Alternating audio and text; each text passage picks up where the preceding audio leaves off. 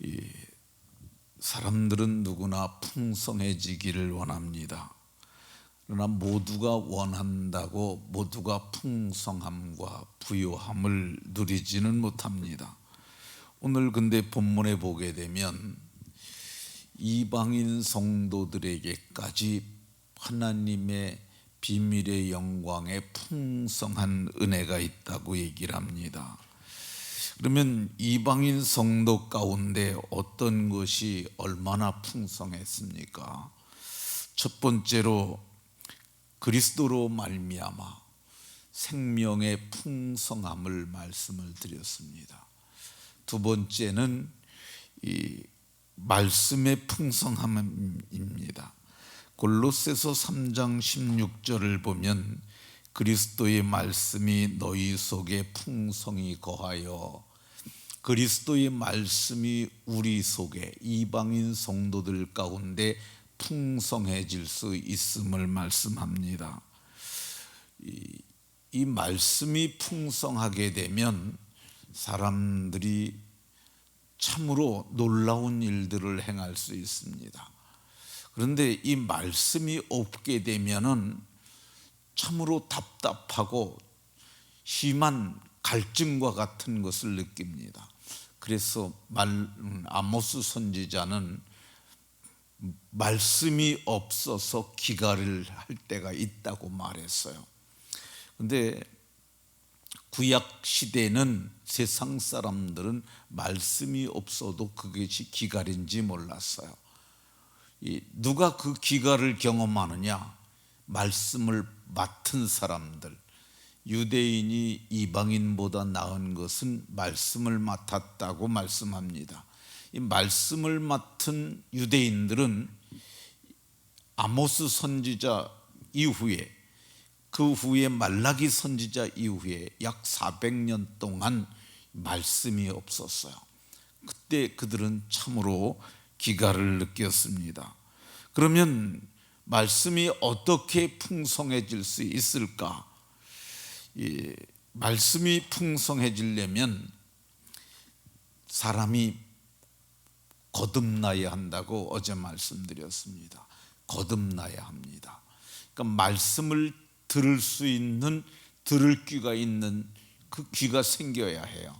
근데 거듭나게 되면 이 거듭나는 그 순간 말씀을 들을 수 있는 들을 귀가 생기게 되고, 거듭난 속 사람은 영의 사람인지라 말씀을 사모하게 되어 있습니다.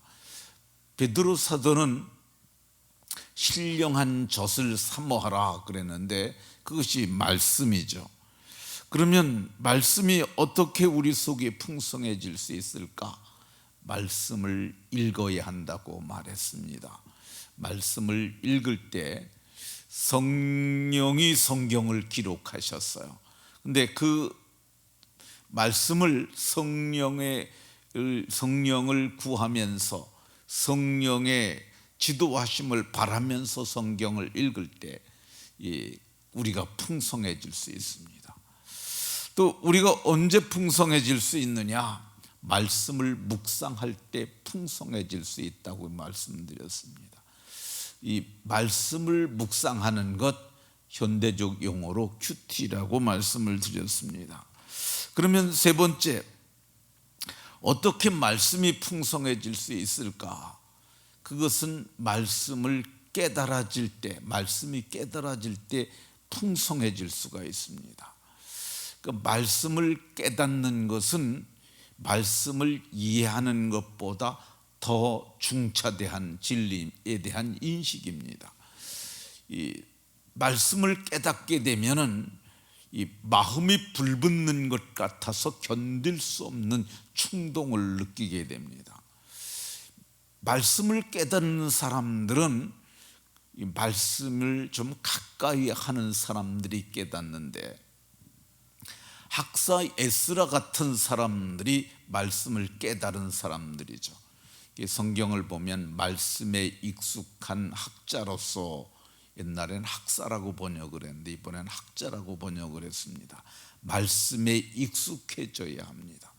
말씀을 깨닫게 되면 놀라운 일이 일어나는데, 이 1517년에 종교 개혁의 불씨를 당긴 사람은 마틴 루터입니다. 그럼 마틴 루터가 무슨 힘으로 종교 개혁을 이루는 그 불을 붙일 수 있었느냐? 그가 말씀을 깨달은 거죠. 로마서를 읽다가 이 믿음에서 믿음으로 우리가 의롭다함을 얻는데, 의인은 그래서 믿음으로 말미암아 산다는 하박국 선지자가 알려줬던 그것을 바울 사도가 로마 교회에 썼는데 그걸 깨닫는 거야. 그러니까 이 행위로 구원을 얻으려고 했던 수많은 사람들, 빛이 없었고 그 말씀이 있었지만은 깨닫지 못했었어요. 근데 마틴 루터가 성경에서 그 말씀을 발견한 거야. 그리고 그 말씀이 그 마음에 깨달아졌어요. 그 말씀의 불이 임하니까 그가 당시에 그때 로마는 로마가 세계를 그때 로마 시대가 아니죠. 그때 중세 유럽은 그 교황청에 의해서 다스려진다고 할 정도로 교황의 권세가 아주 대단할 때입니다.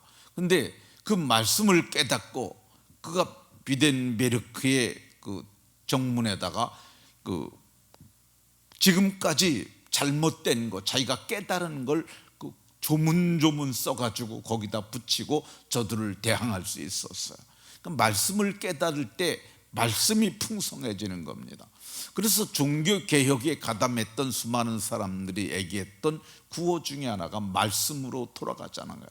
그래서 오직 그 말씀으로, 솔라 스크립추어, 이게 오직 말씀이라는 그런 말이거든요. 그러니까 말씀을 깨달을 때 놀라운 역사가 일어나는 것을 볼 수가 있습니다.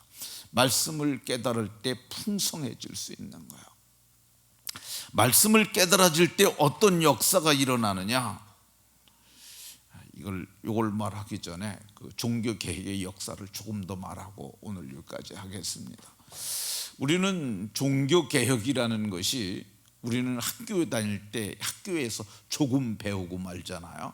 그러니까 우리는 종교 개혁이라는 것이 어떤 사건인 줄을 막연하게밖에 잘 모릅니다. 그런데 조금 더 종교 개혁을 살펴보게 되면 그 말씀 한 절 깨닫는 것이 얼마나 큰 역사를 이루어지느냐, 그 중세 유럽의 역사를 바꿨다고 할 정도로 큰 사건입니다.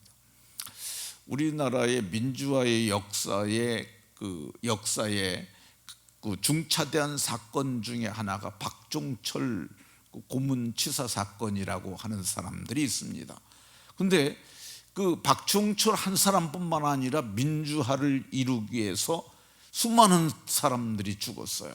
그리고 나서 지금도 이 온전치 못하지만은 여기까지 온 거죠.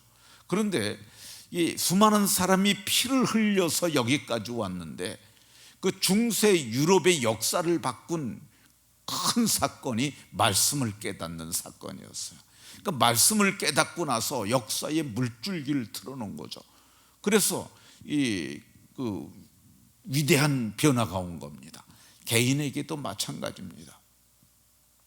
개인도 성경을 우리가 읽습니다. 근데 읽는다고 다 하는 것도 아니잖아요. 근데 한 절을 깨닫게 되면은 인생의 위대한 전환점이 옵니다. 저는 여러분들도 아시다시피 여기 양주시 남면에서 농사짓던 사람입니다. 그러니까 농사짓던 촌부가 뭘 알겠어요. 그런데 제가 이제 예수님 믿고 한 6개월 정도 지났을 때 로마서를 읽었어요. 근데 저는 그때까지 이 로마서를 읽기 전까지 예수 믿는 게 굉장히 창피했습니다. 왜 창피했냐면은 거기에 있는 그 지역에 사는 예수 믿는 사람들은 다 가난하고 또 병들고 그런 사람들이 예수 믿었어요. 여기 상수교회라고 하는 교회가 여기 가다 보면 있는데, 근데 거기를 저희 집 밑에 있는 사람, 아랫집에 사는 사람이 거기 가족이 다녔어요. 근데 그 집의 어머니가 간질병 하는 사람이에요. 저도 여러 번 그분을 봤는데 막 쓰러져 가지고 거품 보고 막 그러고 그러는데, 그러니까 이제 누가 교회 나가면은 간질병도 고칠 수 있다 그래 가지고 교회를 나갔어요. 근데 그런 사람들이 교회의 줄을 이뤘어요. 그러다 보니까 예수 믿는다는 것은, 저도 이게 부끄러운 그런 사람들 부리 속에 들어가는 생각이 들어서 성경책을 사료푸대에 넣어가지고 뚫뚫 말아서 오토바이에다 묶어가지고 다녔어요. 그런데 로마서를 읽다가 내가 복음을 부끄러워하지 아니하노니 이 복음은 믿는 자들에게 구원을 주시는 하나님의 능력이 됨이라, 이 말씀을 읽은 거야. 근데 이 말씀을 읽으면서 복음을 부끄러워하지 아니하노니, 아, 복음은 부끄러운 것이 아니구나, 이게 오히려 자랑스러운 것인데 내가 이걸 부끄러워했구나. 그 이유가 뭐냐면 믿는 자들에게 구원을 주시는 하나님의 능력이 됨이라.